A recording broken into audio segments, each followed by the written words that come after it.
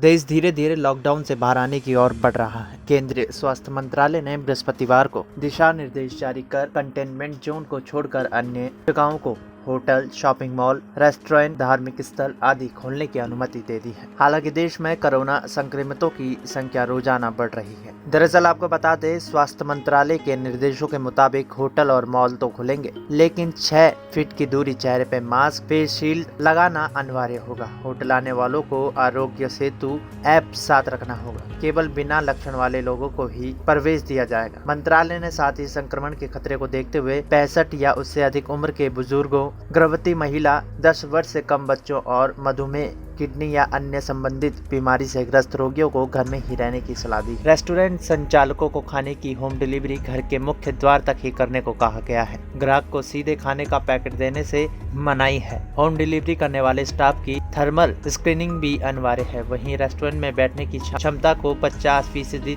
तक कम करने की सलाह दे दी गई है। धार्मिक स्थानों पर भी बिना लक्षण वाले लोगों का ही प्रवेश दिया जाएगा। यहाँ भी चेहरे पर मास्क या शील्ड लगाना अनिवार्य होगा। इसके अलावा लंगर या किसी भी तरह के भंडारे में सोशल डिस्टेंसिंग का पालन करना होगा। धार्मिक स्थानों पर हाथ में प्रसाद या जल देने पर रोक रहेगी। होटल, रेस्टोरेंट और शॉपिंग मॉल में 24 और 23 डिग्री सेल्सियस तक की एसी चलाने की अनुमति होगी। वहीं सापेक्ष आर्द्रता को 40 या 70% रखना होगा। इसके अलावा जितनी अधिक संभव हो ताजी हवा की आवाजाही सुनिश्चित करनी होगी। मॉल, होटल और रेस्टोरेंट के भीतर क्रॉस वेंटिलेशन भी पर्याप्त होगा। स्वास्थ्य मंत्रालय ने दफ्तरों के लिए जारी दिशा निर्देश में उम्रदराज कर्मचारियों, गर्भवती महिलाओं या उपचार करा रहे कर्मचारियों को न बुलाने को कहा है। यहाँ चेहरे पर मास्क, सोशल डिस्टेंसिंग के साथ आरोग्य सेतु ऐप डाउनलोड करने की सलाह दी है। अधिकतर काम घर से ही करने की सलाह दी है।